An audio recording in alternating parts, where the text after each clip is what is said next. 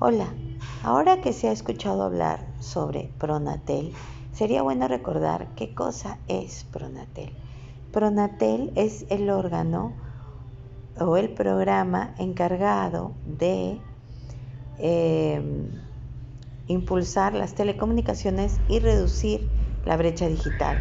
Su objetivo es netamente de corte social, es decir, conectar a los que no están conectados, a las poblaciones generalmente de zonas rurales que no tienen acceso a internet. No siempre ha existido el Pronatel es un invento nuevo, digamos. Antes existía el FITEL, existía un fondo que estaba conformado por el pago que hacían los operadores de telecomunicaciones. Los operadores Movistar, Claro, después Entel, en fin, ellos hacen un aporte anual. Ese aporte anual se utiliza para ayudar a la conexión en las zonas más desfavorecidas del país. Generalmente, este FITEL era un fondo y además era una institución, un organismo encargado de organizar, digamos, licitar, buscar desde el diseño de los proyectos y luego ver quién se encarga de ejecutarlos y llevar internet a las zonas desfavorecidas, ¿no? En un principio el FITEL tenía muchos programas de conexión satelital en comunidades muy pequeñas y se daba, por ejemplo, sobre todo el servicio de telefonía fija a través de los teléfonos públicos, en realidad, ¿no? O sea, ponían cabinas de teléfonos públicos, estas se conectaban a través de un satélite. Eran proyectos muy caros y no solucionaban los problemas mucho porque eran pequeñas comunidades, ¿no? Luego se creó el proyecto de la red dorsal, estamos hablando del 2011, 2013, ¿no? Se hace la licitación de la red dorsal y luego se hace la licitación de los proyectos regionales. Cuando se hacen ambas licitaciones, se genera una mayor carga de trabajo y un mayor presupuesto para Pronatel, porque bueno, todavía no era Pronatel, seguía siendo FITEL. El FITEL tenía mayor carga de presupuesto y de trabajo, ¿no? Porque eran proyectos ambiciosos que implicaban la conectividad de muchas comunidades.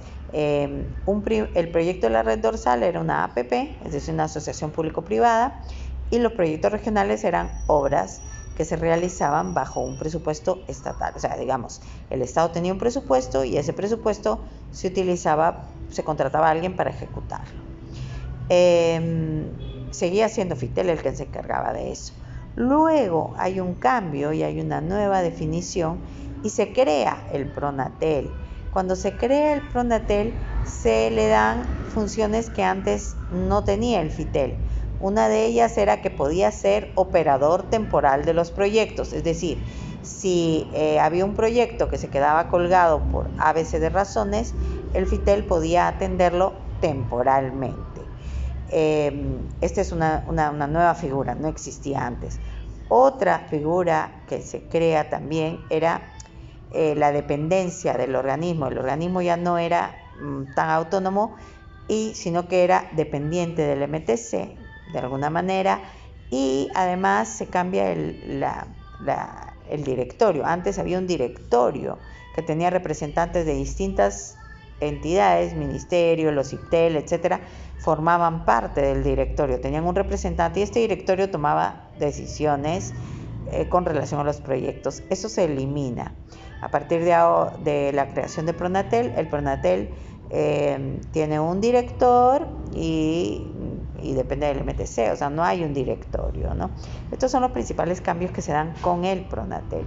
Desde que se ha creado el Pronatel, han continuado los proyectos regionales y han habido muchos cambios de funcionarios y también han habido algunos problemas de cuestionamiento sobre el buen funcionamiento a nivel de los funcionarios y a nivel desconfianzas que hay sobre los procesos que se han dado, sobre todo para contratar a un operador temporal de la red dorsal. Como se resolvió el contrato con Azteca, entonces Pronatel es el encargado de administrar temporalmente la red dorsal. Era solo por 3 años, ahora se ha ampliado a 6 años.